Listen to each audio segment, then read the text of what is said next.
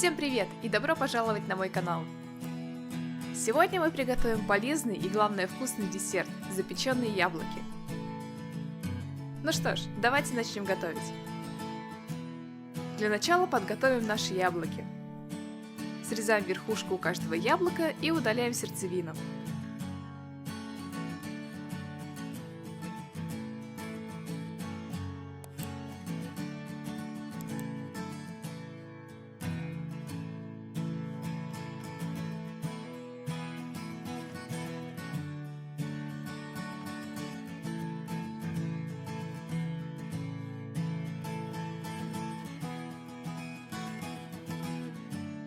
Грецкие орехи рубим ножом, но не очень мелко.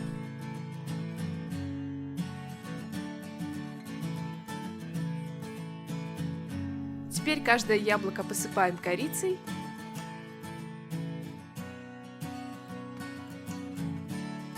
И кладем внутрь грецкие орехи. Сверху поливаем медом.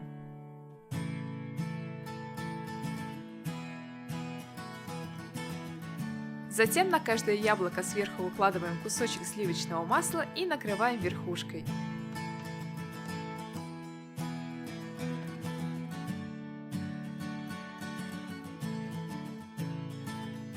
Ставим яблоки на противень, застеленный фольгой, и отправляем выпекаться минут на 15-20 в разогретую до 200 градусов духовку.